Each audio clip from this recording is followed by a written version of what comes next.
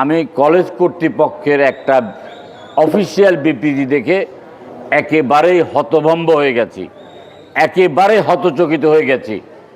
আমি নিজকে বিশ্বাস করতে পারি না যে একটা প্রতিষ্ঠানের পক্ষ থেকে এত ঘটনার পরে এই ধরনের একটা বিবৃতি আসবে। কোনো দুঃখ নাই, কোনো সমবেদনা নাই, কোনো ক্ষতিপূরণের ঘোষণা নাই, কোনো ধন্যবাদ নাই, একটা গতানুগতিক একটা বিবৃতি দিল।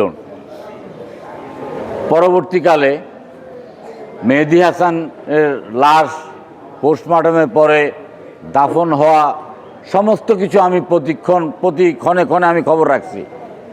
আমার একমাত্র ছেলের নাম মেহেদী হাসান।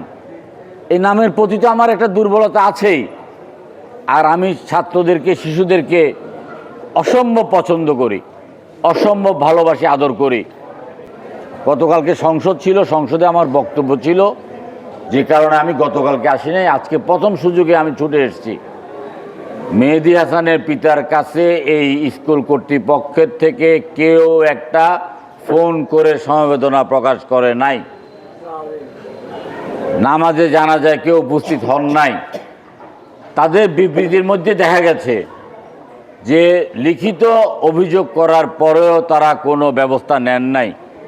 এই ধরনের একটা ঘটনা ঘটার পরে যারা এই ধরনের ঘটনা ঘটিয়েছেন তাদেরকে প্রথমে আইনে সোপর্দ করতে হয়, এবং যে ভিকটিম, যে ছেলেটার উপর মানসিকভাবে টর্চার করে, তাকে কাউন্সিলিং করতে হয়। এটা নিয়ম, এটা ন্যূনতম নিয়ম। এখানে যারা শিক্ষক আছেন তারা হয়তো লেখাপড়া শিক্ষিত, কিন্তু তাদের মধ্যে কোনো মানবিকতা নাই, তাদের মধ্যে কোনো ধরনের দায়িত্ববোধ নাই। একটা ছাত্রকে, 5-6টা ছাত্রকে ঘন্টার পর ঘন্টা মারতেছে।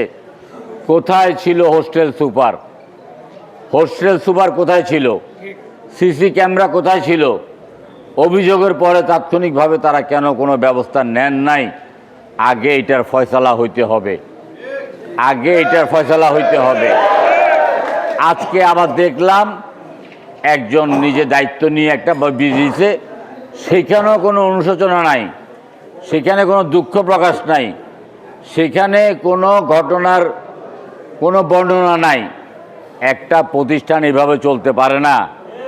আমরা হোস্টেলে ছিলাম, আমরাও লেখাপড়া করেছি, আমরা অনেক ছাত্র শিক্ষকদের সাথে আমরা মিশেছি, আমরা জানি এই প্রতিষ্ঠানটা সম্ভবত সব আইনের ঊর্ধ্বে।